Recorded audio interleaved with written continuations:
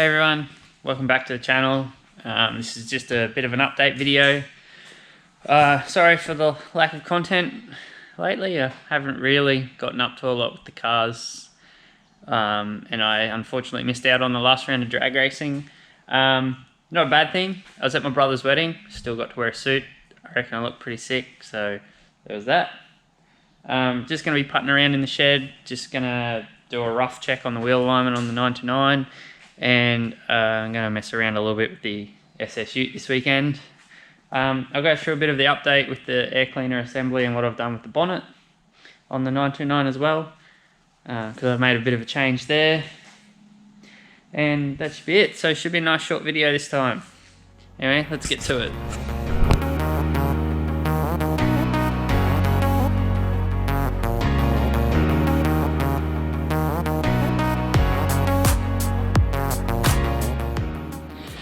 So I've just got my string line set up there, make sure it's got a bit of tension on it.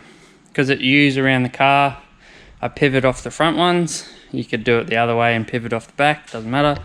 So all I'm looking for when I'm setting this up, there's plenty of videos of this on the internet, probably would go check them out over following my instructions, but I just check the string line is square across the back wheel, on the rim, not the tyre, because what should happen is your back wheel should be square to the direction of drive, which is forward, because drag car. So it doesn't really matter what this measurement is, as long as it's the same front and back on the rim. So in my case, I think I've got 60 mil there, and it should be 60 mil just there as well. Now it doesn't matter what that measurement is from this driver's side to passenger side, or for Americans, driver's side to passenger side, because you're not comparing side to side for this instance. So all this is going to do for me is check my toe in, toe out on the front wheels, and check that they're square, how square they are to the rear wheels. So if they're not square, how's the best way to describe this? Give me a second.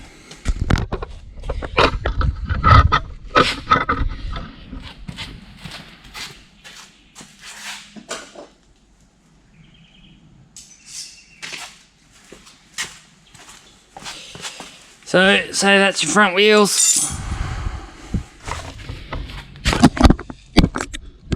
There are your front wheels tracking down the center of the track or the car, and so what you can do is you can put a plate that's wider than your front wheels against them, and then measure from front edge to front edge, back edge to back edge, and that'll tell you toe in or toe out on your tires. But you don't just want to set toe in, toe out so they're the same, because you might set toe in, toe out so your front wheels are actually, now this is going to be exaggerated, on an angle when straight down the track is this way. So you need some kind of reference point to compare this to, so you can square out your front wheels. And your alignment's going to be different depending on what you're doing. And don't take alignment advice from me. I'm not a suspension person. I'm just doing this to check that my wheels are all square and pointed straight. It's a good, easy, quick way to do it.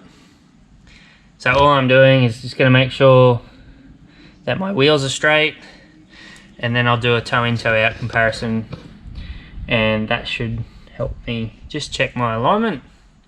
It's not a necessary thing, it's just something I'd like to do.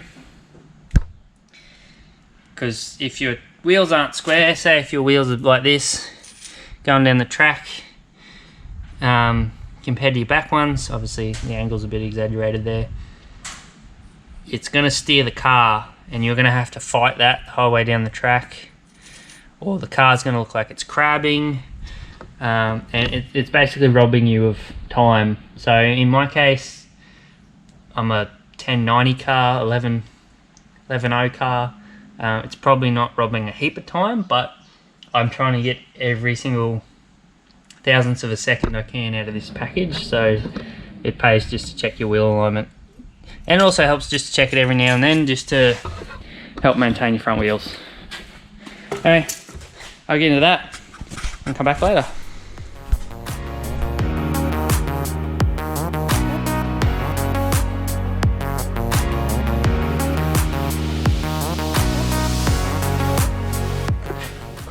So I've gone through and checked it. I had a bit more toe out on the passenger side front wheel than I did the driver's side. So all I've done is gone through and I've lined them up so they're square to each other, and now they're both square to the back wheel. So hopefully that means the car should drive a little bit straighter. Again, not a suspension dude, not a wheel alignment specialist. I'm just going off a little bit of information I know about trying to set the car up to drive straight. So highly recommend, if you just put the car together, to get a proper wheel alignment from a suspension specialist, or even a really good tyre shop should be able to do a pretty decent alignment on it. So into the changes. No, the towel's not there hiding anything special. All I did is made a little bridge piece. You're wondering why I used a bridge piece. I wanted to keep this bolt really long. If this bolt is really long, it's really hard to fall out of here. If it's really hard to fall out of here, I can't lose it in the carb. If I can't lose it in the carb, I can't munch it in the engine.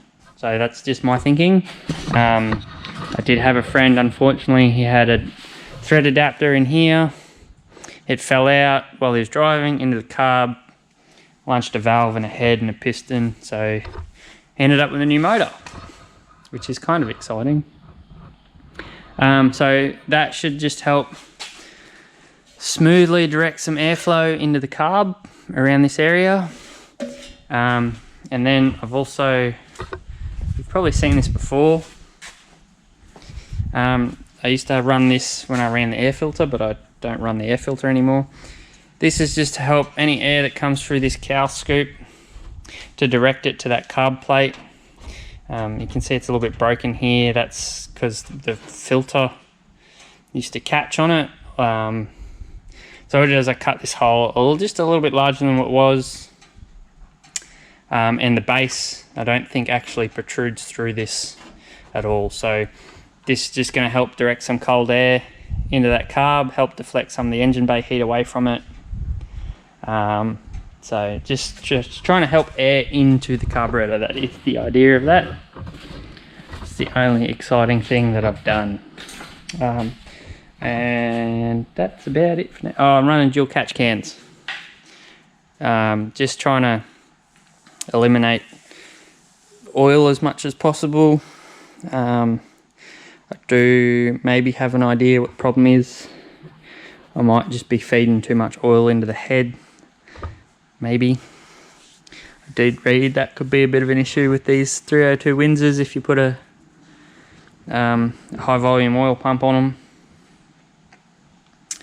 them. So yeah, I just thought, well, if I put catch cans on the pan vac, any oil it is pulling through, it'll pull through to the catch can before it pulls it through to the exhaust. So that's about it for the 347. Might try and play with the SS a little bit. We'll see how I go. Might make it into this video. If it doesn't, keep it shiny side up, keep it off the walls, and I'll see you trackside in 4 weeks. 4 weeks we're going racing. Bye.